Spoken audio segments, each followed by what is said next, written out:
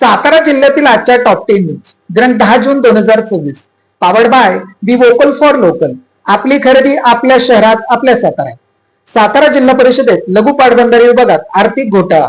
ठेकेदाराने केले बँकेचे बनावट शिक्के. 8 लाखांचा गंडा. सीईओ अश्विनी नागराज यांच्या कार्यकाळातील कारभाराच्या चौकशीची मागणी.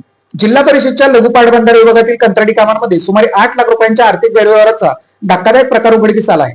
अतिरिक्त सुरक्षा ठेव जमा करायची भासवण्यासाठी एका ठेकेदाराने जिल्हा मध्यवर्ती सहकारी बँकेच्या बनावट शिक्क्यांचं खोटे दस्तऐवज तयार केल्याचे प्राथमिक चौकशीत समोर आले आहे.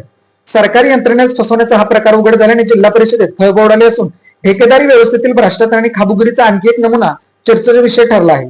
घोटाळा होत असताना लिपिकापासून ते अभियंत्यांपर्यंत असणारे अधिकारी नेमके काय करत होते, त्यांच्यावर नियंत्रण ठेवणाऱ्या सीईओ यांच्याकडे लक्ष नव्हते का, असा सवाल केला जात आहे.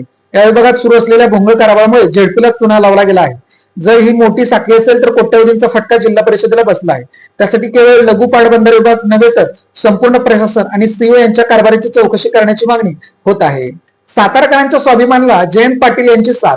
अभयसिंह जगतापांच्या विजयासाठी महाविकास आघाडीची साताऱ्यात बैठक. स्थानिक स्वराज्य संस्थांच्या निवडणुकीच्या पार्श्वभूमीवर महाविकास आघाडीच्या प्रमुख नेत्याची साताऱ्यात बैठक पार पडली. यावेळी राष्ट्रवादी काँग्रेसचे उमेदवार अभयसिंह जगताप यांच्या विजयासाठी पूर्ण ताकदीने लढण्याचा निर्धार नेत्यांनी व्यक्त केला.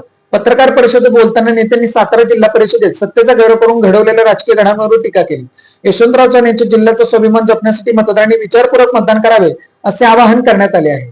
नगराध्यक्ष अमोल मोहिते यांच्या अपात्रतेची सुशांत मोरे यांची मागणी.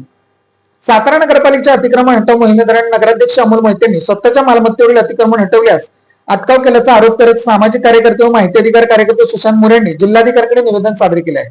मोरेने निवेदनात म्हटले आहे की शहरातील रस्ता रुंदीकरण मोहिमेत सर्वसामान्यांवर कारवाई करण्यात आली, मात्र नगराध्यक्ष मोहिते यांच्या गुरुवार पेठेतील मालमत्तेवरील अतिक्रमण हटवण्यात आले नाही. सार्वजनिक सूचनेसह संबंधित रस्ता 15 मीटर रुंद करण्याचा प्रस्ताव असून मोहित्यांनी मालमत्ता त्यात बाधित होत असल्याचा दावा करण्यात आला आहे. अतिक्रमण हटाव मोहीम आजची मेटेपासून सुरू न करता समर्थ मंदिर बोगदा परिसरात राबून स्वतःची मालमत्ता वाचवण्याचा प्रयत्न करण्यात आल्याचा आरोप मोरे यांनी केला आहे. शेतकऱ्यांनी तात्काळ शेतकरी ओळख क्रमांक फार्मर आयडी काढा. ज्ञानदेव जाधव तालुका कृषी अधिकारी कोरेगाव यांचे आवाहन. शासनाच्या विविध कृषी योजनांचा लाभ घेण्यासाठी तसंच भविष्यात खत वितरण सुरळीत मिळवण्यासाठी सातबारा उतारावर नमूद असलेल्या सर्व खातेदारांचे फार्मर आयडी तयार करणे आवश्यक असल्याचे आवाहन कोरेगाव तालुका कृषी अधिकारी ज्ञानदेव जाधव यांनी केले आहे. चालू खरीप हंगामापासून कोल्हापूर व छत्रपती संभाजीनगर जिल्ह्यामध्ये पथदर्शी प्रकल्प राबवण्यात येत आहे. त्याच धर्तीवर भविष्यात पूर्ण राज्यात अनुदानावर रासायनिक खते शेतकरी ओळख क्रमांकावरती विक्री करण्यात येणार असल्याचे जाधव यांनी सांगितले.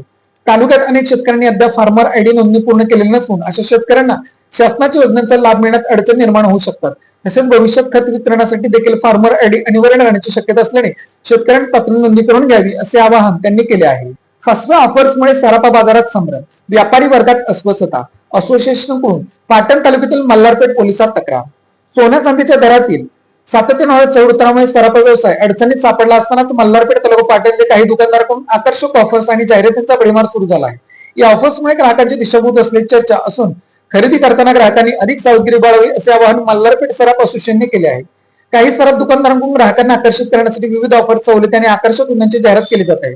मात्र या ऑफर्स मागील अटी शर्ती स्पष्टपणे सांगितल्या जात नसल्याने ग्राहकांची दिशाभूल होण्याची शक्यता असल्याचा आरोप इतर व्यापाऱ्यांकडून केला जात आहे.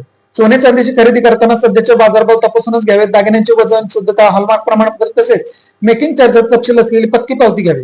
कोणत्याही आकर्षक ऑफरला बोलू नये असे आवाहन करण्यात आले आहे.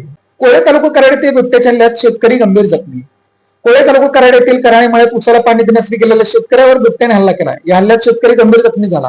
जखमीवर रुग्णालयात उपचार करण्यात आले. सुमारे 1.5 महिन्यात घडलेल्या दुसऱ्या घटनेमुळे परिसरात शेतकऱ्यांमध्ये भीतीचे वातावरण पसरले आहे. वन विभागाने याची गंभीरपणे दखल घेऊन उपाययोजना करावी अशी मागणी शेतकऱ्यांच्याकडून होत आहे. कारगाव तालुका कोरेगाव परिसरात बिबट्याचा वावर. शेतकऱ्यांनी नागरिकांनी काळजी घेण्याचे आवाहन.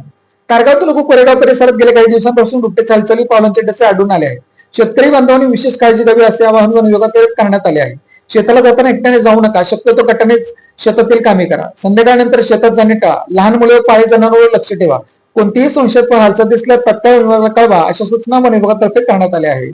बोगस मका बियाणे विक्री प्रकरणी दहिवडीत गुन्हा.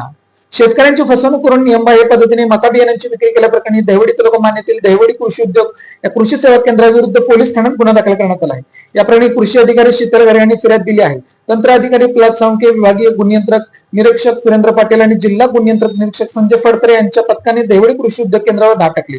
या छप्प्यात दुकानामध्ये विराजा मका बियाण्याच्या लॉट क्रमांक 1977 मधील 4 किलो वजनाच्या पिशव्यांमध्ये आढळलेल्या बियाणांवर अनियमितता निदर्शनास आली. या बियाणांवरील QR कोडची पडताळणी केल्यानंतर उत्पादन विक्री संदर्भातील मोहिमेमध्ये तफावत आढळल्याचे तपासात स्पष्ट झाले. त्यानंतर गुन्हा नोंद करण्यात आला.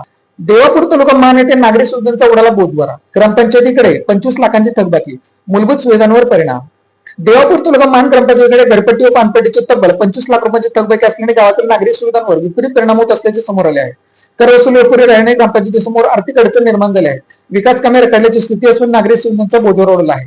ग्रामपंचायतीच्या नोंदणीनुसार घरपट्टीचे 14 लाख रुपये तर पाणीपट्टीचे 11 लाख रुपये थकबाकी आहे. या थकबाकीमुळे कर्मचाऱ्यांचे वेतन, पदव्यांची वीज बिल तसेच इतर मूलभूत सुविधांच्या देखभालीसाठी निधीची कमतरता भासत आहे. भुईंज ते जोशी वीरपर्यंतचा महामार्ग अंधारा. महामार्ग प्राधिकरणाचा निष्काळजीपणा. अपघातांची मालिका सुरू. पुणे मंगळूर महामार्गावरील भुईंज ते जोशीवीर या महत्वाच्या पट्ट्या गेल्या 1.5 महिन्यांपासून पूर्णपणे अंधारात गेला आहे. या मार्गावरील विद्युत पुलावर बत्ती गुल झाल्याने प्रवाशांना जीव मुठीत धरून प्रवास करावा लागत आहे. लाईट नसल्याने अपघात वाढले असून त्यावर उपाययोजना करण्याची मागणी होत आहे. Made in Satara bag. Satara शहरातील महिलांनी बनवलेल्या उत्तम प्रकारच्या बॅग. संपर्क 9594 415 115. सातारा जिल्ह्यातील अशाच विश्लेषणात्मक बातम्यांसाठी जिल्हा सातारा या न्यूज चॅनलच्या सर्व सोशल मीडिया प्लॅटफॉर्मला फॉलो करा. व्हिडिओ लाईक करा, व्हिडिओ हाईप करा, व्हिडिओवर कमेंट करा आणि व्हिडिओ जास्तीत जास्त लोकांपर्यंत शेअर करा.